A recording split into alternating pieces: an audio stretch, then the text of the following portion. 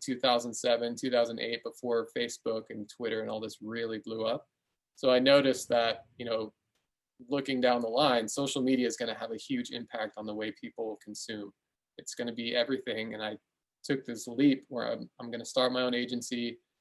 I'm going to focus on social media management, social media marketing. And this was when Twitter was like the big social media platform. And I'm going up to random VCs and random prospects and saying, I want to get on your Twitter. I'm going to get you more followers. And they're like, what? Why do I want that? What are you tweeting?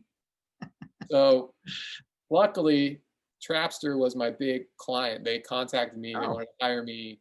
Cool. I got in there, and it just blew up. It was a perfect storm situation. So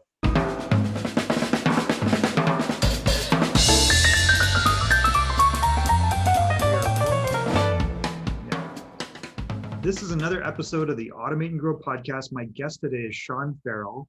And Sean, your agency is called SPF Social, right? And you're in the beach in San Diego, is that right?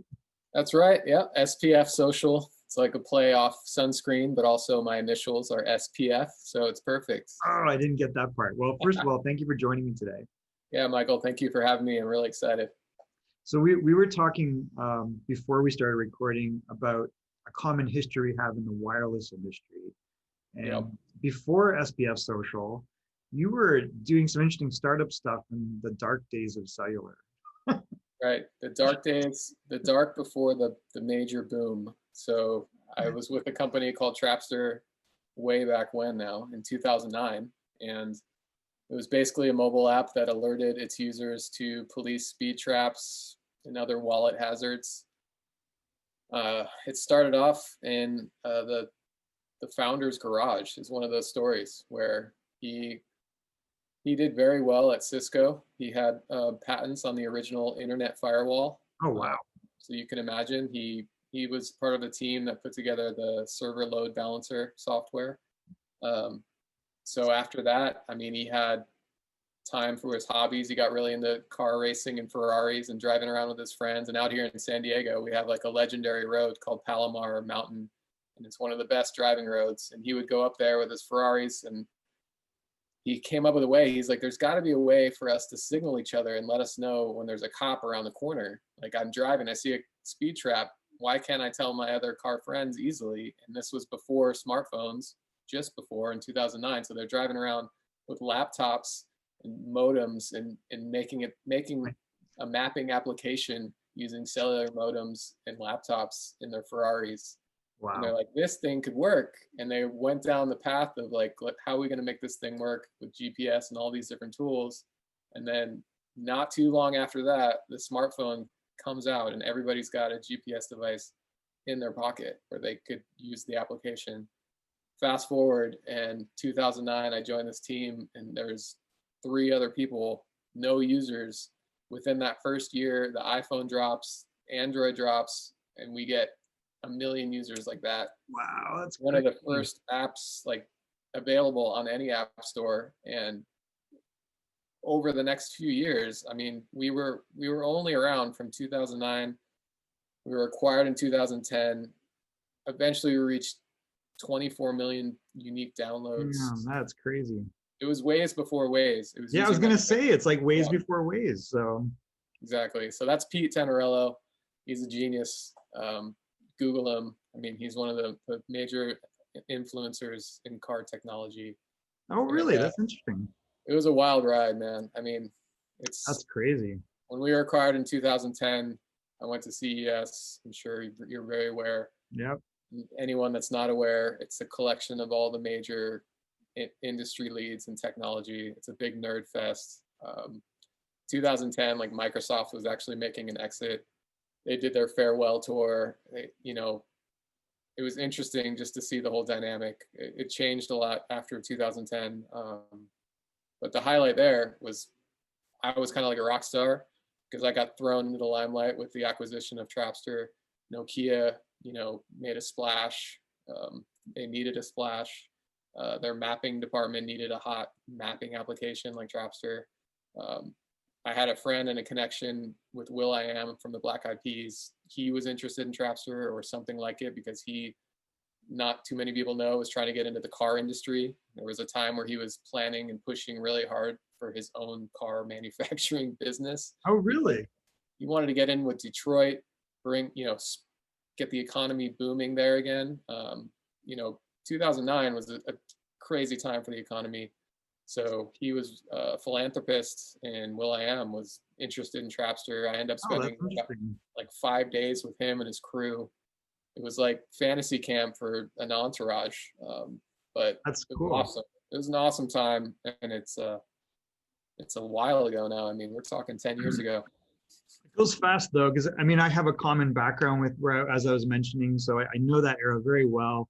I broke out on my own, kind of doing everyone's iPhone and Android app when that came out. Because before that, I've been various startups in the mobile space, including one that was. Do you remember General Magic? Sounds familiar for sure.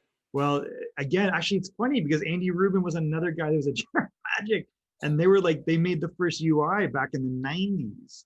And Yeah, these guys they spun out of Steve Jobs' next Apple yeah, that's timeframe. totally Right? It was familiar kind with of like crazy. But if you look at Andy Rubin, who is the founder of Android, it. Right, he went General Magic. He did the other company we talked about, Danger, that got bought by Microsoft, and right. then he did Sidekick. the Sidekick, and then he did Android, which got bought by Google. So he like kept riding that same wave, but I think the difference is he was really smart. Definitely. I was like, oh, this is like, It takes yeah, years and years to such an become an interesting. overnight success, right? Yeah, General Magic and I both had similar startups, except they blew through 100 million, and I just was way too early, like they were, but they blew through over 100, 200 million. Then they went public and everything. But interesting how we get to this point. So, Yep, since that you're kind of in the San Diego ecosystem, you've been at Qualcomm, for sure. and now you've got your own agency. Like, how did you get into the agency space, and what sort of work do you do? Yeah, I mean, so our agency is focused on social media marketing. We also do basic design, website design. Try not to get too juggled around with too many different specialties. We want to stay laser focused, but working for companies here in San Diego like Sony, I worked for another startup called Overtone, where all we dealt with was feedback and collecting feedback from clients like Costco and MySpace and Walmart and Microsoft. And Oh, it was just this bubble of time of 2007, 2008, before Facebook and Twitter and all this really blew up. So I noticed that, looking down the line, social media is going to have a huge impact on the way people consume. It's going to be everything. And I took this leap where I'm going to start my own agency. I'm going to focus on social media management, social media marketing. And this was when Twitter was like the big social media platform. And I'm going up to random VCs and random prospects and saying, I want to get on your Twitter. I'm going to get you more followers. And they're like, what? why do I Twitter? want that? What are you tweeting? So luckily, Trapster was my big client. They contacted me. They Oh, wanted to hire me. I cool. got in there, and it Full just circle. like just blew up. It was a perfect storm situation. Wow. So yeah, since then I've worked with companies like Qualcomm, Jerry Media, who is humongous. I think the main page there has over 15 million followers and gets 2 billion impressions a month. So it's just That's huge. it's But just yeah, a and I remember you mentioned vibe. that. So, what for people that don't know, what is Jerry Media? Okay, so you got to excuse my French here, but the big account for Jerry Media is Fuck Jerry. So Right. it's an account that, some people would argue that they started the meme, but they definitely created the sensation around memes and Instagram Oh, and geez. influencer marketing. Okay. So, I mean, they hit headlines where everyone knows them because of the Fire Festival. And this thing Oh, has a complete negative, bounce back, just like you right now. Like, what? Like, yeah. they were the main social media marketing company behind that. And if you look at that whole thing, what was the one thing that actually worked and went well? It got everybody there, which is social marketing. The marketing. They filled the islands. Yeah. So I mean, they didn't fund the thing. They didn't mess up as far as the logistics and everything that went wrong. It was a complete shit show. But to get people interested in it and to put together a social media marketing plan that worked, they did it. I mean, they were doing influencer marketing way before it was a household name. So they actually put out a documentary on Netflix going through the whole debacle of Firefest, and That's yeah, crazy. that's that. I mean, I think it was a success. Jerry Media is still doing really well. I think those guys are super smart. I mean, they're a bunch of kids that literally didn't have real jobs that got together and made tons of money based on their social media accounts. That's amazing. So, the work that you're doing, like, what do you see is kind of the landscape for the next 5, 10 years, and what should companies be doing and paying attention? Because it feels like it's really confusing. Like there's the old stuff is now Instagram and Facebook, and it's old now, right? Like, Right. but I Yeah. don't know. I Like, mean, what do we do? What do we do? We're confused. it's a common problem and it's a common question. So everybody wants to know what's next, and that's the science and the art behind social media is where to be. So you're from Canada, so you want to skate to where the puck is going. You want to be there ready to go. Exactly. So, I mean, the big one now is TikTok. I mean, everybody and their mom is on TikTok, and with COVID and everyone being home and bored, it's a great platform. We've seen these dance competitions and mimicking and whatnot, and it's something that every business should at least be testing out internally and getting on. But nobody really knows where it's going, and that's the beauty of it. I mean, everyone just guesses. There's been platforms like MySpace that completely drop off the face of the earth. Friendster was one that kind Oh, of I bubbled totally up, remember Friendster. Yeah. and you had to get on it and try to get a bunch of friends, and disappears. So it's always trying to get out there and do the best you can. What I can say is, like, don't spread yourself too thin.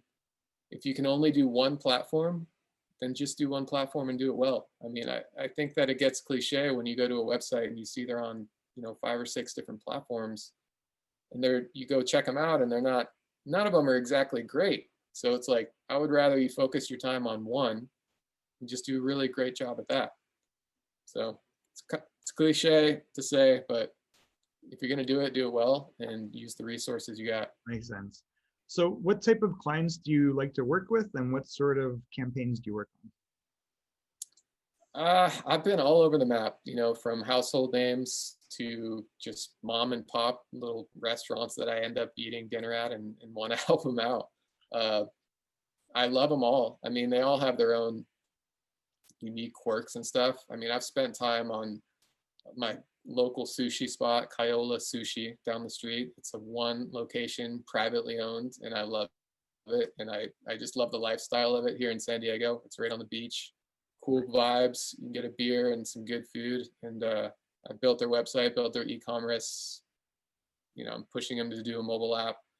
And then I've worked with, like I said, with Will.i.am. I mean, I've set up presentations for him. I've worked on his social media stuff, pitched him ideas, and that's like mind blowing for me to even say.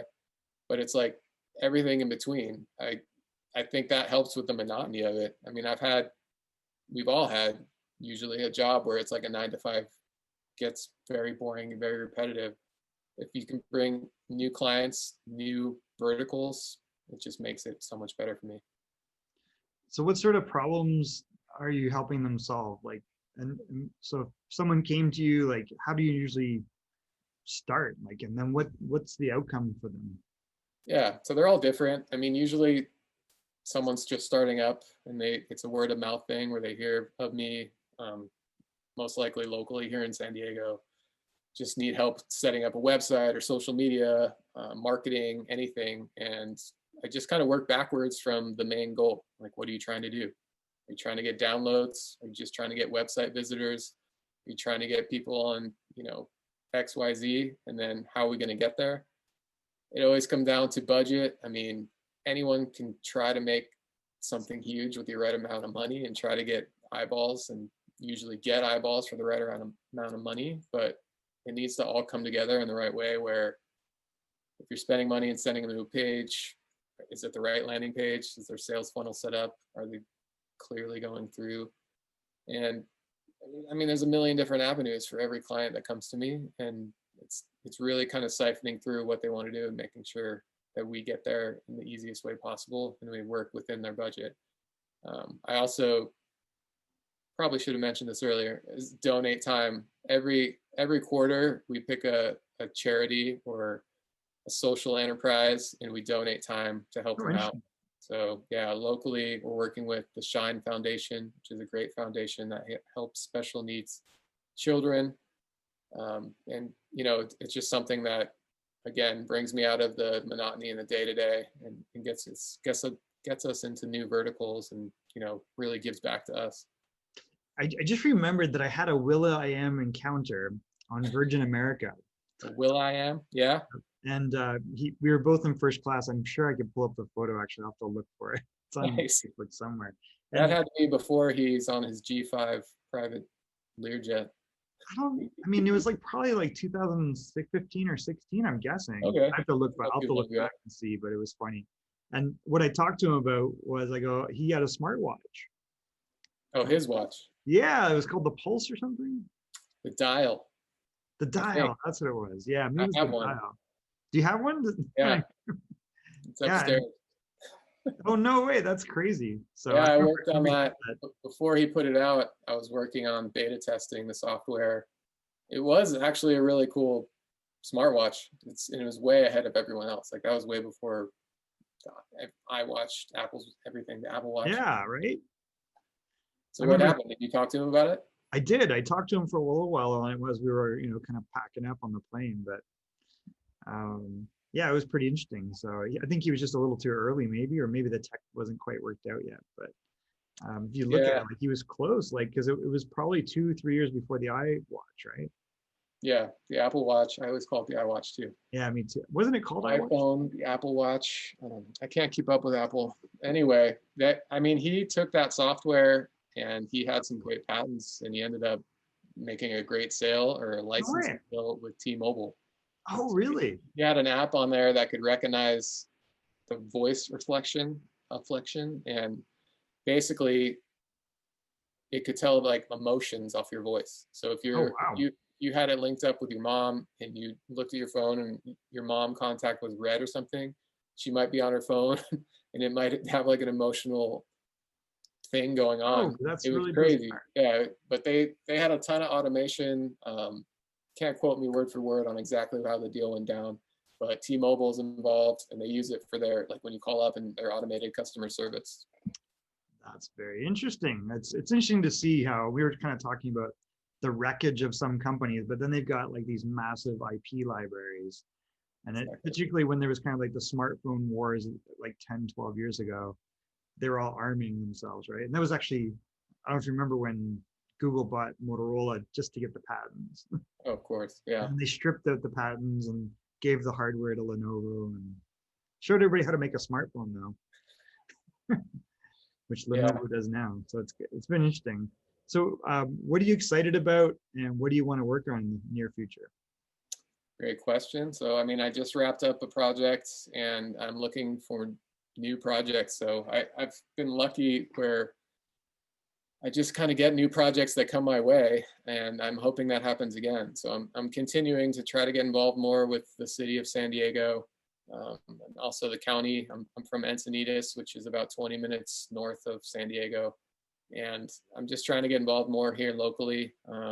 Things that excite me are just giving back. I love doing charity work, finding new social enterprises. We've talked about, working with celebrities like Will.i.am and musicians. Obviously passionate about that. He's unique because he's a technologist, so he was kind of like this perfect combo of a great person to work with. But just whatever comes my way. I'm really excited about the way technology is evolving. I get frustrated, almost like a bottleneck, like it's going too slow. Like, you see this awesome augmented reality and virtual reality. Yeah, you get little dips, right? AR is so weird, but I think Oculus is doing some cool stuff. I'm just not sure how to play in that ecosystem. But. Yeah, it's exciting coming down the pipe, but it's like, I want it now and I want more people to use it. Like, everyone knows augmented reality or virtual reality is awesome, but it doesn't feel like it's catching on like it should. Yeah, it's entertainment.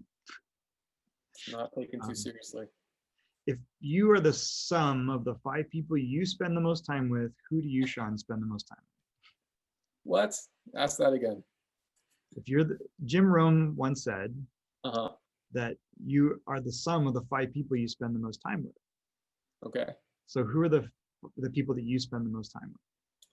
I mean, it's too much work. Like I always end up hanging out with clients and business partners. I mean, my wife and my dog are the people I spend the most time with.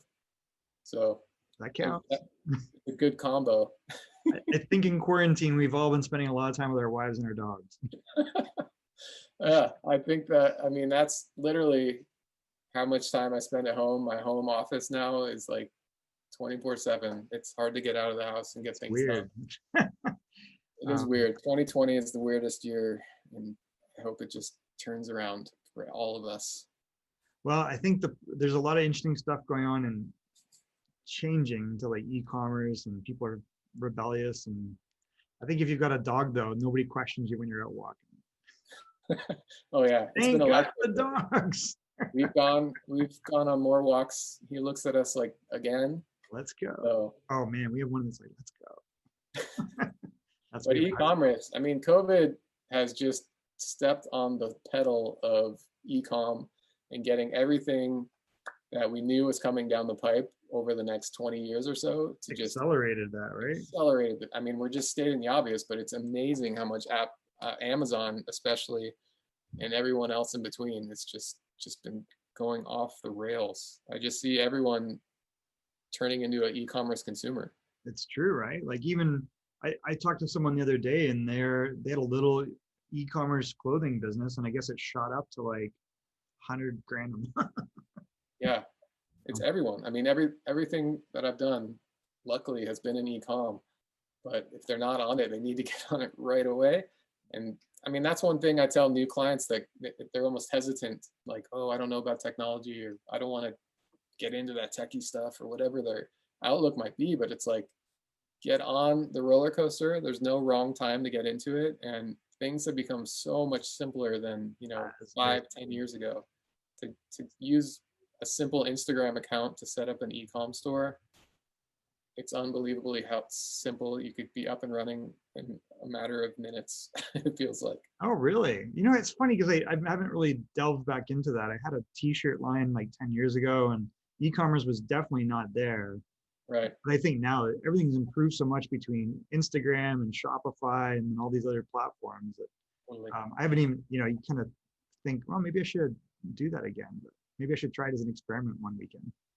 Yeah, I mean, it doesn't hurt. Just throw it out there. And I mean, the other avenues to get eyeballs are influencer marketing. I mean, you can set a budget where, let's say you own a small business and you sell a product where you know your margins, and if you put $150, a simple influencer marketing campaign could cost you $150. Wow.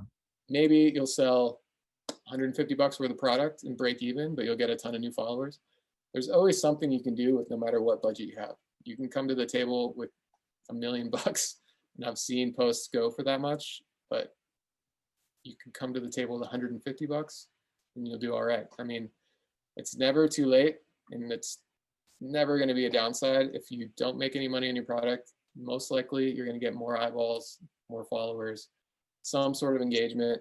And I think to go back on your question about, what's going to come next, it's like, focus on what you can do right now and then worry about what's coming next, because most of the time there's so much buzz around, what's coming down the pipeline, like TikTok's coming, everyone's got to get on it. You'll get on it, you'll be there. You're not going to be the first one, but focus on what you can do right now. And I think right now everyone should focus on Instagram. I think that one is just blowing up. And we've talked about, jumping on TikTok to make sure that you're where the skate is, where you're skating to where the puck is going. Yeah. So makes sense. Those are two things to take away. Is just, keep your eyes on what's coming down the pipe, but don't get so focused on it that you're ignoring what's working right now. You're given $1,000 in 2 days. What do you start up? Wow, good question. I think that, you do what you can with what you can for free. You do what you can with word of mouth. So, I mean, you want to focus on free tools, free marketing. I mean, even like WordPress is such a dynamic platform that you can do a lot for free. and cheaply. There's all sorts of different outlets now to hire cheaper labor than ever before, whether it's Fiverr, Upwork, or whatever it is. You can get people for relatively cheap to help you out with things you might not know. So $1,000 literally in 2 days, you could try to get an e-commerce store up and going and some sort of social media marketing presence and just get out there and tell your story. I mean, everybody's got a story to tell that's unique. Everyone needs to find something that motivates them, business-wise, to get out of bed in the morning, to sell. So, I mean, it's just about looking inside yourself and grabbing that $1,000, putting a plan together, and then making it happen. Love it. All right. I want to be conscious of your time, Sean. So a couple quick questions. First off, is there anything we haven't touched on that you think that we should? Let's talk politics. No, I'm just kidding. No. Can't be over soon enough. I'm just, but I think that's about it. I mean, I'm voting for Tulsi Gabbard, by the way, just so everybody knows. I've said it for months. I'm just doing it. I don't really care what you guys are doing. I'm not talking politics. I'm just joking. Yeah, I don't even think she's running anymore, but I don't care.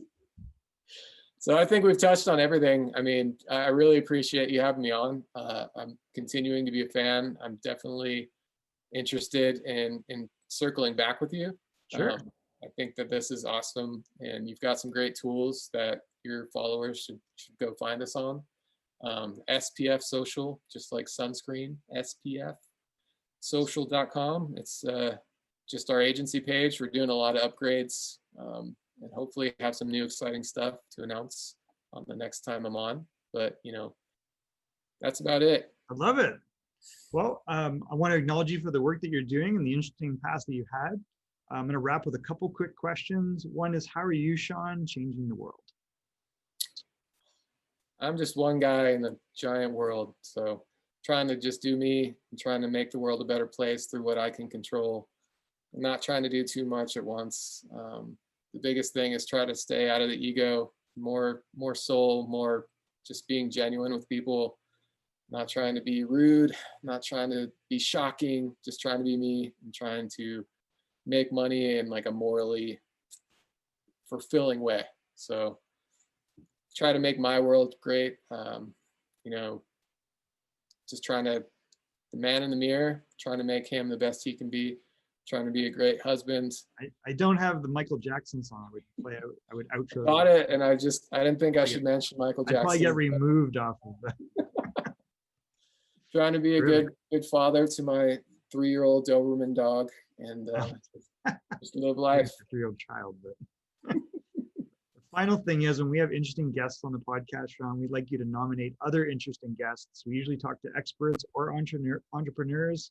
So who would you, Sean, know that you can introduce us to that you would like to nominate as a future guest of Automate and Grow? Man, putting me on the spot. You know, we talked about the original founder of Trapster. He was a great inspiration to me. Pete Tenereillo, definitely can reach out and try to make that connection for you. That'd be great. Will.i.am is probably the hardest person in the world to get a hold of and get on your show, but sure. Hey, we could try. Well, we've had Arabian Prince, so maybe there's a connection. I don't know. Rab, do you know Will too? And we can give him 2 referrals. But Will.i.am, you've been nominated, and Pete, right? Pete Tenereillo. How do you say his last name? Tenereillo. Okay. Yep. Those are both 2 terrific nominations. We will follow up with you on those. Sean, I want to thank you for your time today, and I look forward to talking to you again in the future. All right, Michael. Thanks so much, man. Really great to talk to you. This has been another episode of the Automate and Grow podcast. We will see you hopefully with Will.i.am and Pete. Maybe we can do a try episode. Try box. Yeah. Automate and Grow. Thank you.